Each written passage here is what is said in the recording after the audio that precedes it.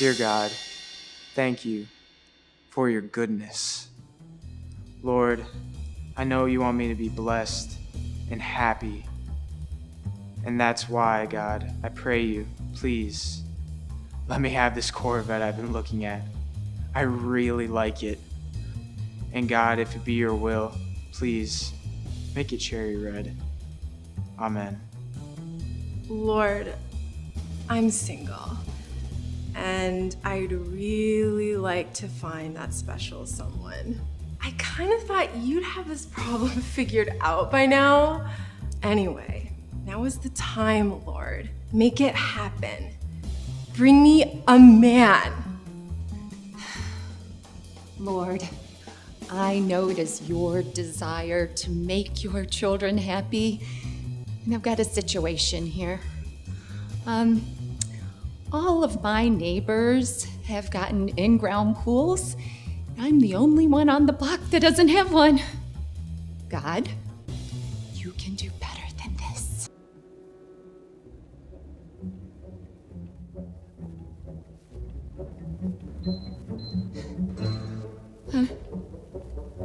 What's going on? Come on! I want this car! God, give it to me! Right now! Hello? Hello? I don't understand. Where's my pool? What is wrong with this thing? God, what are you doing? I want this! What is going on? I can't look bad in front of my friends. What am I supposed to do? Are you listening to me? Give me a break here. This stupid. God, are you even listening to me?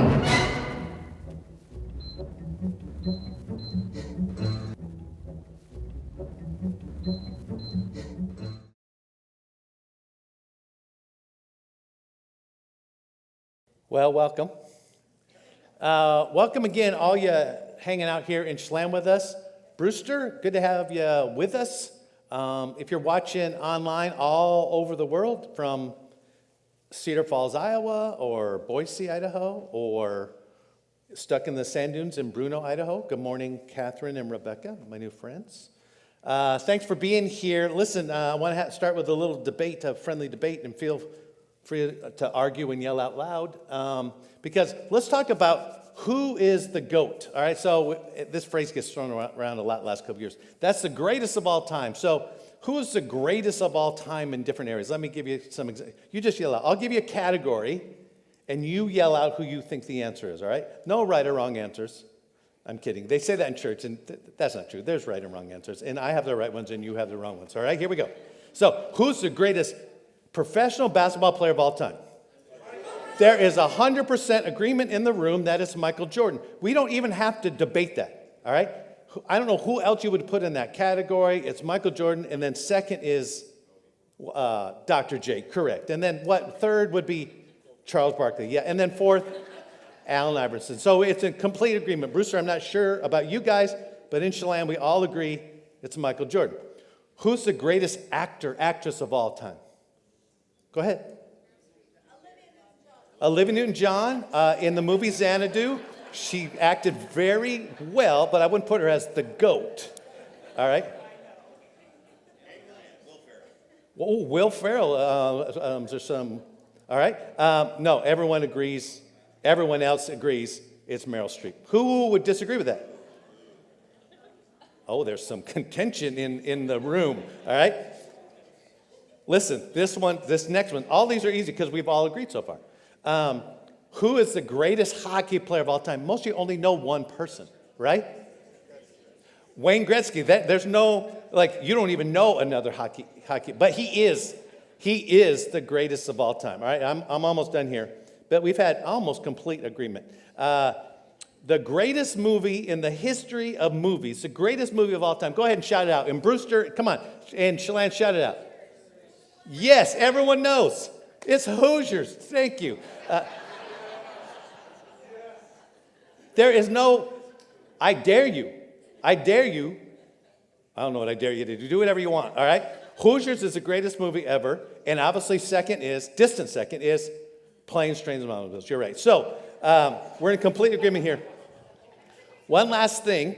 because we've had complete agreement so far, is the greatest passing quarterback of all time is, yes, Dan Marino. Everybody is with us. Yes. Wow, it warms my heart because I just looked this up, and I Googled it, so it must be true, that Dan Marino's favorite person is this guy. Yes. Yes. Yes, you look like, Kyle, why are you so scared in that picture, all right? I'm just so overwhelmed with friendship and love. Yeah, who's the great? I mean, it's tough. We'll get to, Jesus has an answer. Jesus has an answer to the greatest of all time. Let me review a little bit. We started this series, went in down a few weeks ago, and we started with this doubt cycle that all of us fall into somewhere along the line. And it doesn't have to be just like religious stuff. It can be relational stuff or job stuff. But it usually looks like this. That the cycle we get stuck in is there's some start, there's some joyful anticipation like this. I'm so excited. You meet someone, you go on a first date, or you take a job, or you go on a missions trip, or you're at middle school winter camp and you give your life to Jesus, or you're watching something or listening to something, and there's a start to something. So when it's faith, it's like, yeah, I made a decision to follow Jesus, and everything was so exciting. The people around me, everything, life was so good. But then something happens, and we enter some disillusionment time. And sometimes that's just a difficult time. Like we talked about last week, sometimes it's like, what's God doing? Why isn't he coming through for me? But other times it's like, what did I just do? I'm not just disillusioned with God, I'm disillusioned with myself. Like, how could I have done that? What was I thinking?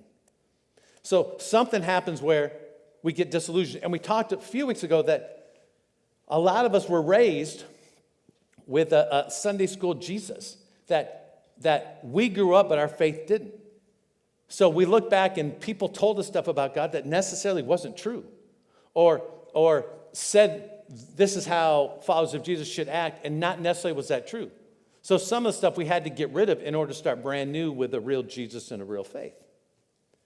But somewhere along the line, in joyful anticipation, we bump into some disillusionment, some difficult time, maybe it's some circumstance, and then we just like, okay, I'm out of here.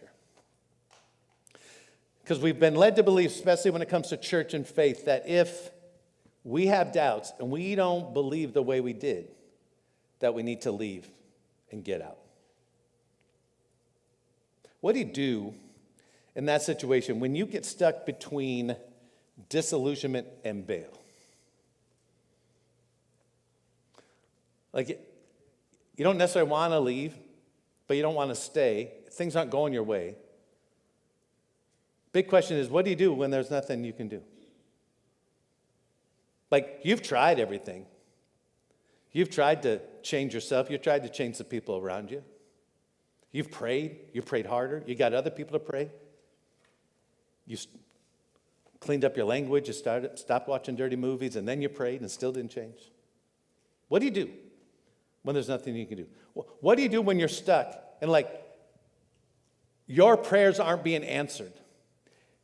God seems to be blessing everybody else around you, doing things for other people, but just not you.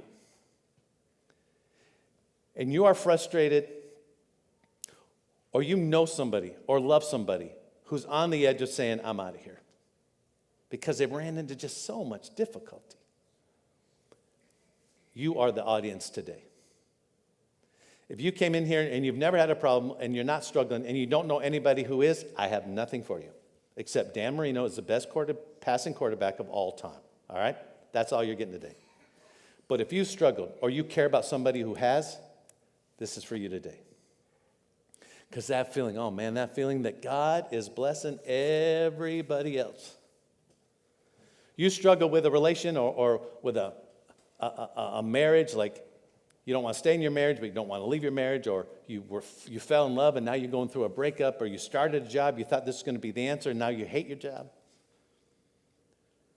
You or somebody you care about has a health issue, and maybe it's not going to kill you, but just dragging you down, and every day it just seems to get worse and you can't get on top of it. you have these thoughts that maybe it's anxiety or depression, and you're like, hey, I thought people who have faith don't struggle with this stuff, and you got people around you that are telling you stupid stuff, and it seems like no one else is struggling like you do.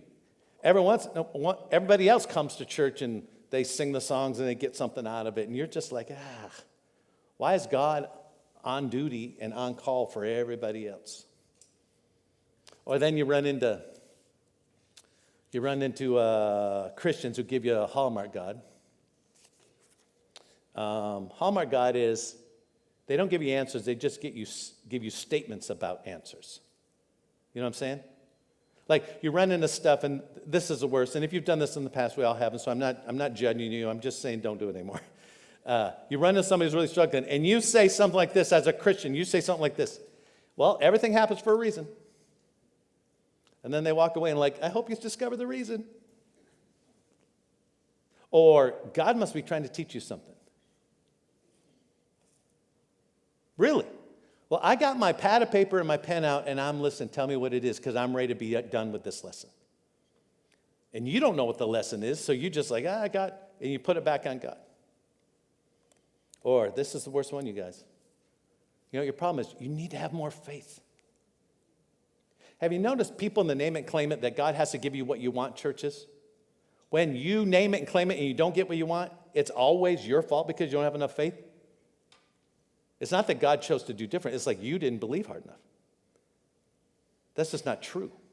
And the fact is, it seems to me, and I may be completely wrong, and I've been wrong many times in my life, it seems like people who want to give, especially Christians, church people, or people like me with a microphone on Sunday morning standing on a stage, we want to say something, we give these hallmark answers because we're like, don't disturb my God in the box faith with your actual circumstances. I know what God's supposed to be like. I was taught that when I was a kid.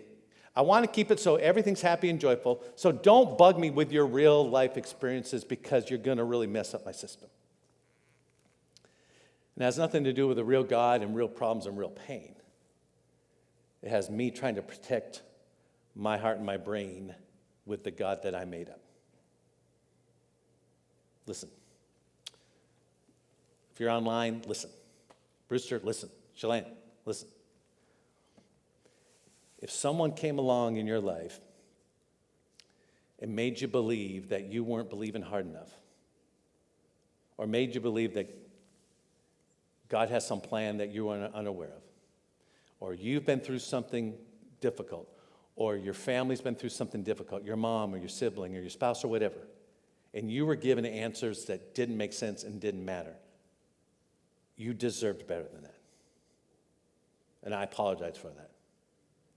Wherever you encountered that, you deserve better than that. Your tendency to want to get away from people like that, I understand. But listen, if you need to take a nap for the next 20 minutes or so, get this. You deserve better than that. Jesus is better than that. The real Jesus. Not the hallmark, made up Jesus. I hope you understand that because the New Testament gives us a picture, and I think Jesus brought it to us because he knew we would have times where we would doubt. And we would need to be able to understand that regardless of how negative or extreme they are, your circumstances do not have to be an off-ramp to faith. If you did something stupid, you're like, why did I do that? I should have never done that. I'm bailing out of faith. Or you're in the middle of a problem, or you're in the middle of a pile of pain, and it just keeps going, and it's not getting better. You don't have to leave. You don't have to jump off ship.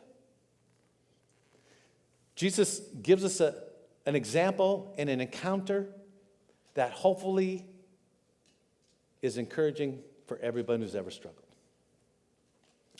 Exhibit A, John the Baptist.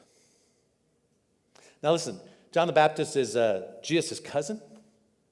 John the Baptist was like the announcer, the MC, the DJ of Jesus. He started first his ministry. And then he prepared the way that when Jesus launched his ministry at age 30, that people were ready. Now, you didn't go to seminary. Some of you didn't. You haven't studied the scriptures as well as me, but I'm going to give you a question. What do John the Baptist, Alexander the Great, and Winnie the Pooh all have in common? They got the same middle name. You're correct. Yes, yes. I'll let that sink in a little bit. Explain to your neighbor. All right. Yeah, John the Baptist he's not Baptist like John the Lutheran or John the Catholic. It was John the Baptist because that was his hobby. All right? Because this is what he did. He was hardcore. You would not attend his church. He would just set up a tent and start preaching. And his message was, you're doing it wrong, stop doing bad, and then get in the water. You've disappointed God by your actions, stop it, come get baptized. He was a black and white person. He was like, listen, all you Jews, you know what God said in the Old Testament. You know what he said in the Talmud. You know what's out there. Stop disobeying God now, because there's something coming.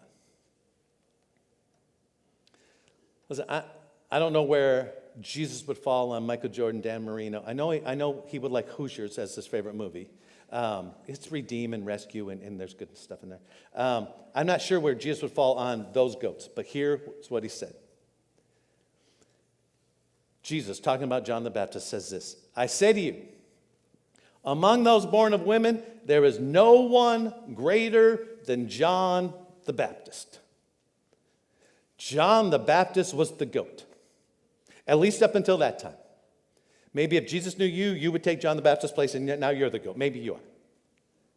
But Jesus said, the Son of God, the Savior of the world, the chosen Messiah said that all the people have ever born, up until that time at least, nobody was better or greater than John the Baptist. Jesus loved John the Baptist. Jesus and John the Baptist partnered in ministry. That's why when John the Baptist hits the disillusioned, doubt, I want out of here wall, that's why when we look at his story, his struggle is really confusing, but it's also very encouraging. Because you're looking at, how does a dude like John the Baptist doubt Jesus?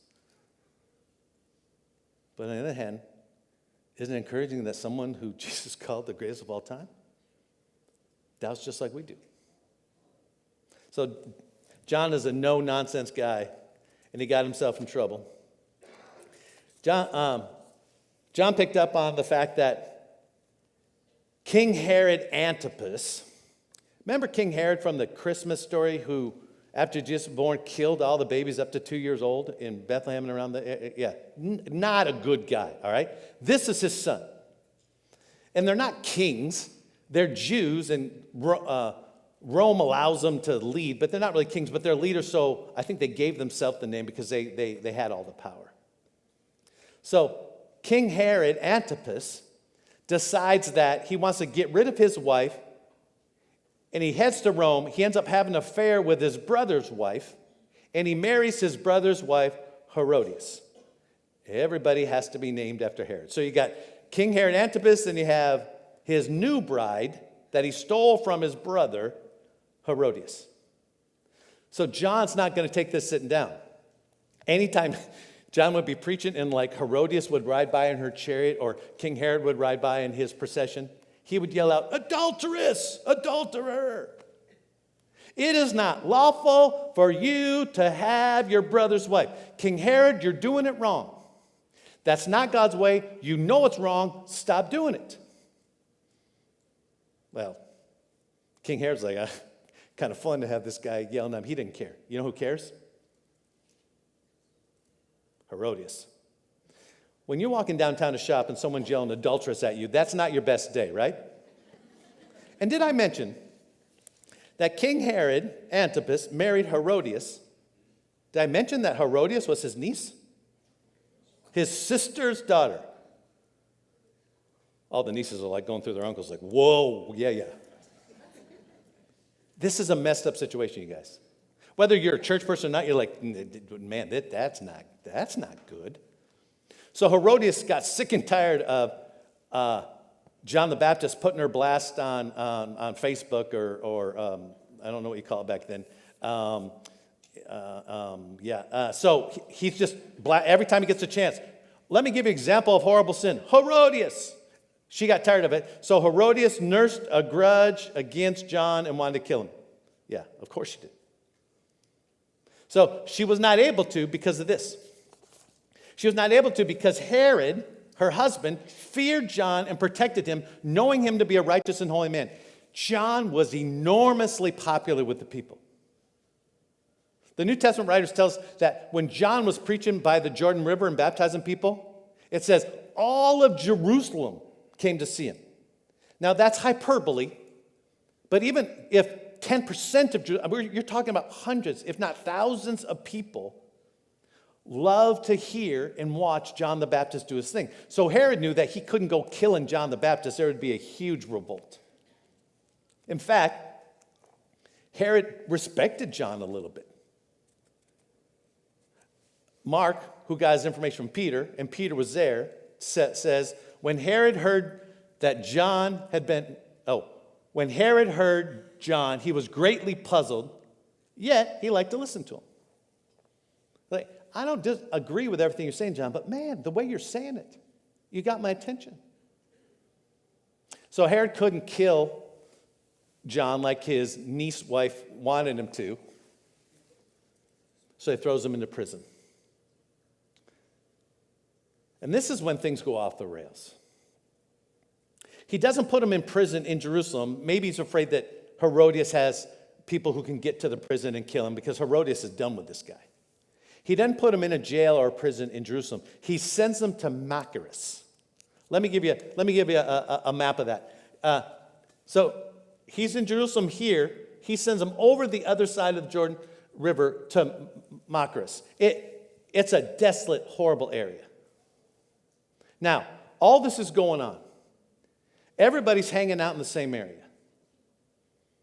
And Matthew, who was there, says, now when Jesus heard that John had been taken into custody, what do you think Jesus would do for the greatest of all time cousin?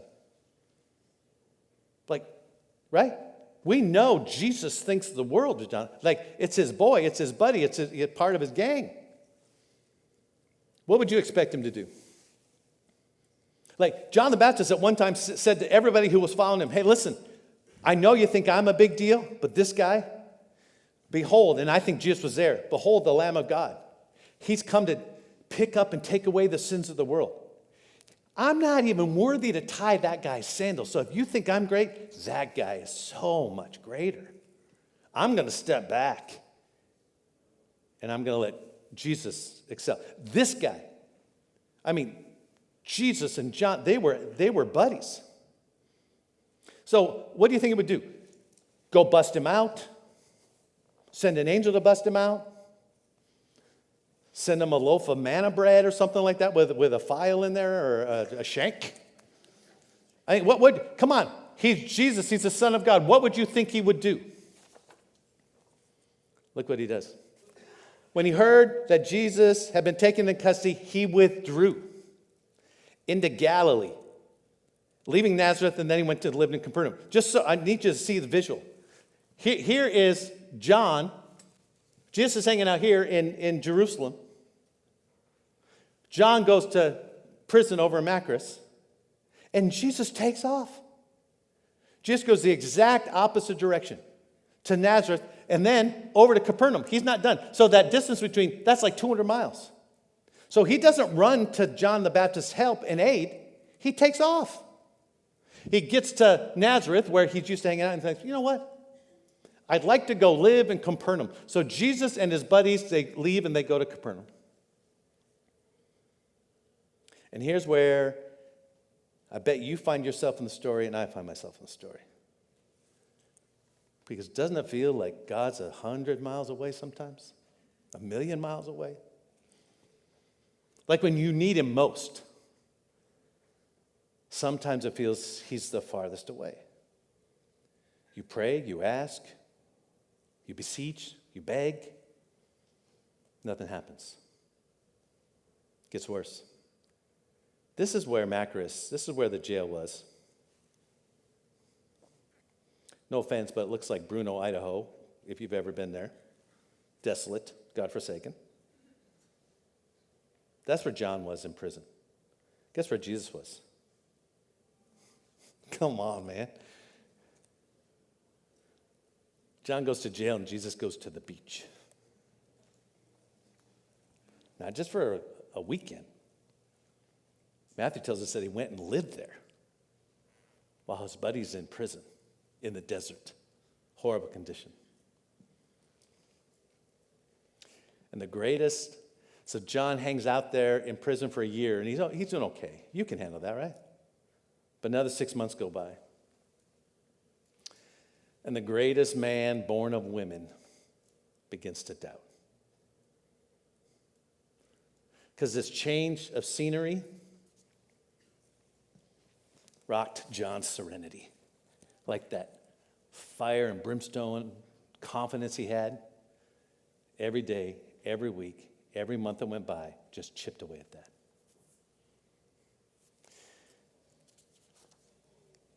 There was no cafeteria in the prison. There was no prisoners' rights.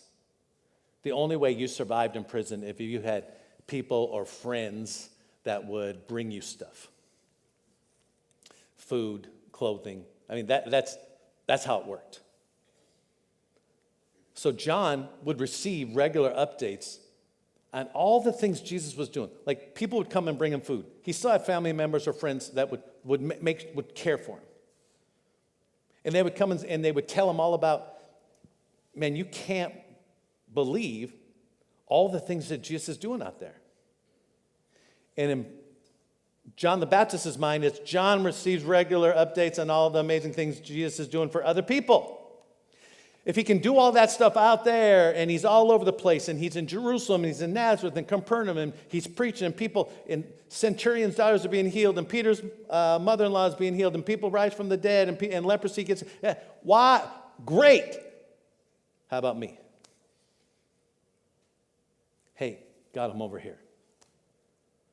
I know I'm in the middle of a desert, in the middle of prison, but what's all this set the captives free stuff? Oh, Jesus, you came to set the captives free. I am captive and I'm not free. And he, like you and me, are like, I don't know if this is legit. I want to be happy for all the happy people. But I'm not happy for me. I want to celebrate all the stuff. I want congratulations on your promotion. Congratulations on your scholarship. I can't even get to school and I don't even have a job. Congratulations that you lost your key to your Ferrari and you prayed and God found the key for you. And people like John or people like you and stuck in the middle of pain, you're like, I could care less about your prodigal key you found. I got real problems. Let me tell you about it. And sometimes you sit, maybe it's in your small group, maybe it's in your real life group, maybe it's with other people. You're like, these prayers are so insignificant, you don't know about the pile of pain I'm sitting in or the pile of pain that's in my heart.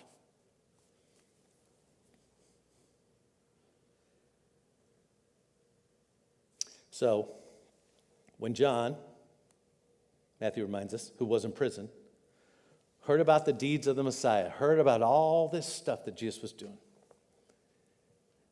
he's had it, he's done. He sent his disciples that were taking care of him, bringing him food. He said, hey, go find Jesus and ask him this. Are you the one who's to come? Or should we expect someone else? Come on.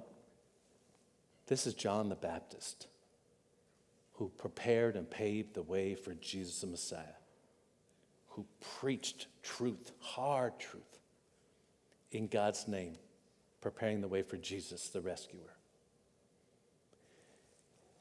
And have you ever been here where you're like, this Jesus stuff, I don't know if it's even real. I used to think it was. I don't know if there really is anything to this because I look around at the world and I look around at my world and I'm like, I don't know. Maybe I'm just a a victim of wishful thinking, or this is just what they teach little kids to keep them in line. That is there really a God? And maybe there's a God, I don't know. But is it Jesus the Jesus that I was taught or I thought or what? And John says, I don't believe it anymore. That should bring you great encouragement. Because the person Jesus says is the greatest of all time had tremendous doubts about Jesus. That he was even legit. So John's disciples, they find Jesus. I don't know where they found him, if they had to rent a cabana on the beach to go up and find him in Capernaum, whatever. But they find Jesus. And they go to Jesus and they say, hey, listen, just saw your cousin, buddy, John in prison. And he wanted us to ask you, are you really the one? Are you the Messiah that we've been waiting for? Because ever since we were kids in Jewish school, in the temple, we've heard that there's a Messiah coming. We knew from long ago that was predicted there was a Messiah coming. We knew there was a rescuer coming. And John the Baptist always believed it was him, and it was coming to fruition in his lifetime. And he preached about it. He lived for it. He gave his life for it. And now John's like saying, but are you really? Come on. Give me something. Convince me. And Jesus says, listen, go back and tell John. Go back and report to John everything that you've heard and seen here. And I'm sure they were like, yeah, we've done that. And Jesus interrupts them and said, no, listen, go back and specifically sit down and say what you saw, that the blind received their sight. People who are lame, who couldn't walk. Those who have leprosy are cleansed. And the deaf hear and the dead are raised. Listen, tell them exactly what you saw. It's not some distant story. It's not some made-up daydream of some kind. It's real life, and you saw it here. And most of all, tell them that amongst all these major miracles and stuff, and like, how does this one guy do this? Tell them that the good news, the rescue news, that God has sent his Son to earth to take the place of all sinners and people who can't keep the law. Tell them that the good news is proclaimed to those of us who are poor. So they do. Then the best part of this whole thing, Jesus, as the disciples leave and go tell John, Jesus turns to the audience that he has there and he says, listen, you all just heard that encounter, and I know you're a little taken back by John the Baptist, and you're probably really, maybe you're mad, maybe you're upset, maybe you're confused why I haven't done anything about his situation, because as the Son of God, I could. But he doesn't explain all that. He just turns to the crowd because he kind of knows what they're thinking and feeling. And he says, listen, blessed is anyone sitting in front of Jesus, anyone sitting in Chelan or Brewster or online or any place in the world. Blessed is anyone who does not stumble on account of me. Blessed is anyone who understands that there's circumstances and stuff in a broken, messed up world that aren't going to get fixed and questions that aren't going to be answered in this world. And if Jesus doesn't show up the way you want him to, expected to, or told that he should, blessed are you if you don't stumble over that misinformation. That's disillusionment, and it should be left in the past.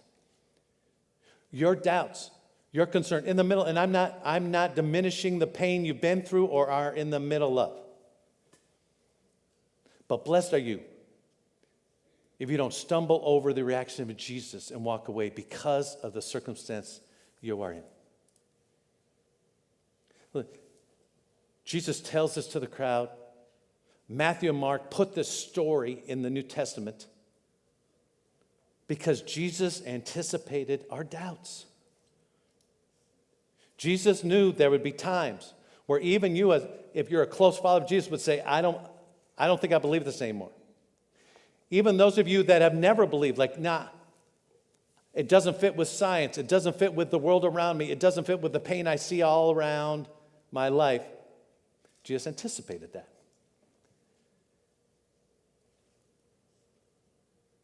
And he says, blessed is a person who's not tripped up when I don't act like you want me to act.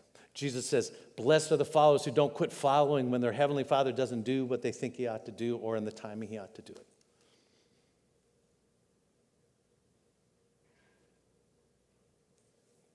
Blessed is a person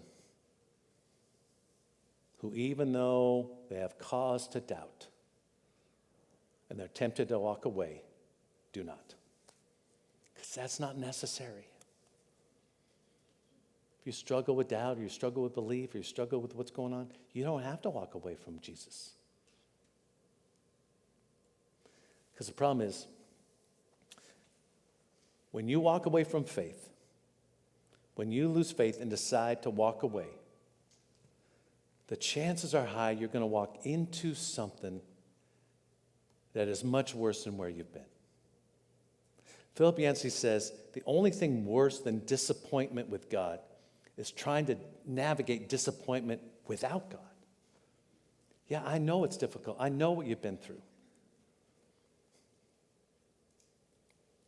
But I don't want to go through that without God. I don't want to struggle with doubt without God. I don't want to walk away. So he kind of looks at the entire audience that's listening to him and he says, blessed or happy is the one who does not confuse my silence with my absence. Happy is the one who continues to follow anyway, even though it's difficult to believe. At some point, and I've been at this a long time, about 40 years.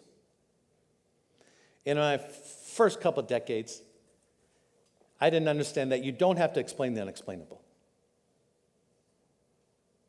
I used to think I knew enough, I experienced enough, I was smart enough, I was godly enough to answer. I don't know. And I don't have to explain that. When I deal with all you, when we sit at coffee, you sit in my office, and you're like, or I'm at the hospital with you, or I'm at the cemetery with you. And you're like, why does that sound? I don't know. But I don't have to explain the unexplainable because it is so much bigger than me. It's so much bigger than now. Jesus says, blessed are those people who don't stumble over me. Blessed are those people who keep believing even though their circumstances don't change. And then he says, what we started with, I say to you, among those born of women, there is no one greater than John the Baptist. That's when he said it. Hey, did y'all just hear what a doubter John is? Did y'all just hear how John wants to give up? Y'all hear he went from great communicator to this pathetic wimp in a jail cell? That's when he says, he's the greatest of all time. Wait, he's doubting you. He's in prison. He's a reject. That's when Jesus says he's the greatest of all time.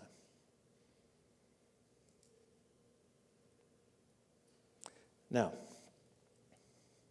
I'm sure there's many of you that would say, okay, preacher boy, that's fine for you to stand there on stage and talk about other people's pain. I don't usually preach about stuff I don't experience. Not just in my own life, but in the lives of people around me. This is a wasted time if it's not real. Listen, you have walked through difficult, painful times by yourself or with other people. So have I.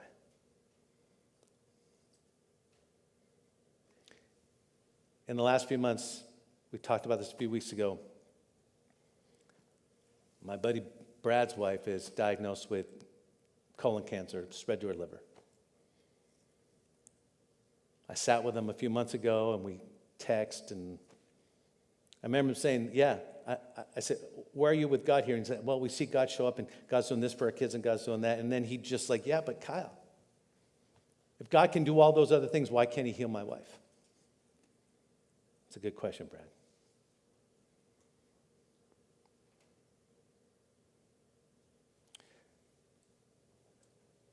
We have a niece and nephew that live in Phoenix. Axel and Erica and their 3 kids. They're really great family. About a year ago or so, Erica got pregnant with her 4th child, and they found out really soon that that pregnancy was not going to end with the baby living. So they named her Heart, and they held on the verse that you would take heart because Jesus has overcome the world, that in the world you're going to have tribulation. And so they were blessed that the baby Heart was born and lived 2 hours. They got to hold her. The kids got to hold her. When we talked to them, and I said I was going to share their story, or when they sit up in front of the funeral and are interviewed live, or I just found out their story is shared with all their huge church in Phoenix, their message is this: we're not okay. This is not good. It's horrible. They're still struggling and hurting and crying. But they're not stumbling over Jesus. They're not going to walk away. How is that?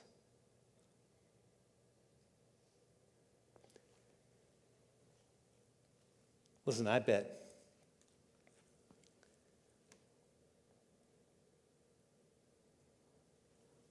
there are many of you that are sitting here in Chelan and Brewster and online that would say, I've been through some stuff. But thanks to Jesus, I'm still standing. I'm not walking away. I've been disappointed with God, but I don't want to be disappointed without God.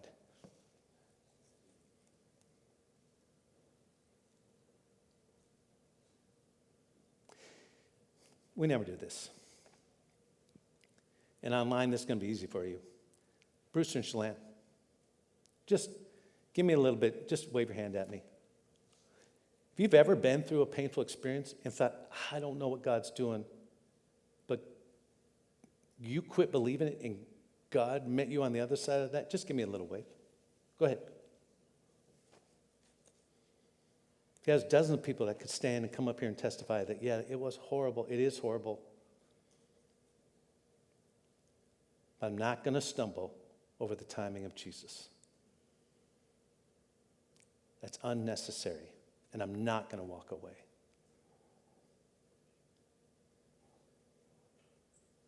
I want to give you some next steps, and then we're done. Just 3 quick ones. First of all, remember, doubt is part of the journey. If you're a follower of Jesus, you're going to run smack into doubt. If you never have, God bless you. Even Grandma Carlita, the greatest saint, follower of Jesus who ever lived, my grandma. All you had to do was ask her. She was the greatest follower of Jesus ever. She was a saint. She really was. When her granddaughter, Megan, was killed at age 3, my cousin, even Grandma Carlita said, I'm not praying for the safety of my grandkids anymore. Because I did every day, and my granddaughter died. Even Grandma Carlita ran into doubt because of the world around her. Listen, having doubt doesn't mean you're out of the faith. Having doubt means it's part of the faith. You walking with Jesus and running into doubt, that's what walking with Jesus looks like. You're standing on the outside wondering about all this, and you got your doubts. Yeah, join us. We're all in the same boat of doubters. Of course we have doubts. It's part of the journey. Second, what if today's your day to receive real, not made up, not phony, long-lasting hope from just that last way beyond the good times that gets you through difficult times. There's this hope like, yes, it's hard. There's something beyond this moment. Even though this moment has turned into weeks and months and maybe even years for you. That some of you have prayed and prayed the same prayer for years and years and years, and God is still not coming through the way you want him to. You still run into disappointment, and that's causing you to consider leaving the faith or walking away. What if today you find real? If you're a follower of Jesus, and maybe this day you say, wait, stop. And reconsider, look at Jesus again for the first time. And if you never have done that, like you got doubts because you don't believe God and the Bible and it was made up, and then just deal with Jesus. And if you've got some doubts, then I would just challenge you to say, okay, who is Jesus? Investigate who Jesus is. The real historical Jesus, who was he? What did he do? What did he say? I'm telling you, there's hope for today and beyond today.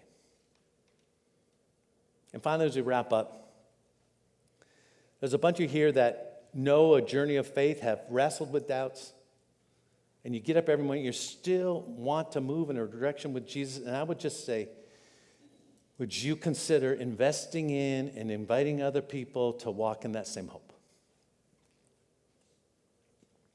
We've talked a lot about this series. That if you find hope in Jesus, it was always meant to be shared with somebody else, not hidden under a bushel.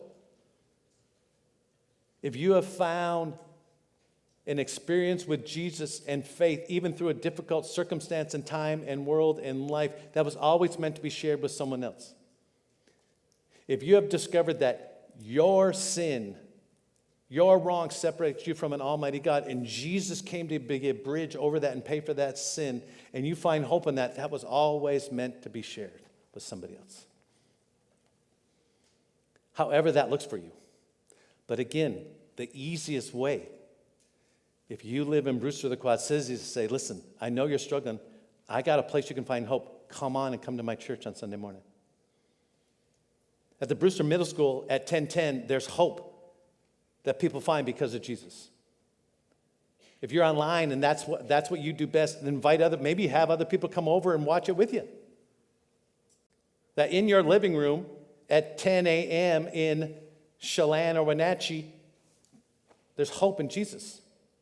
And I pray every Sunday, if not every day, that in Chelan, when you gather here, that there's hope. But you can invite somebody here knowing that we're not going to judge them, embarrass them, that they're not going to be pushed away or shoved away, that wherever they are, wherever they're at, whatever they're like, wherever they've been, they're going to find hope in Jesus. But they don't find that without your invitation.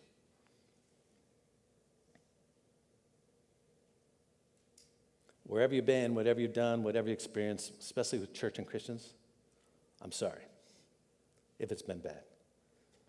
But Jesus is so much better than that.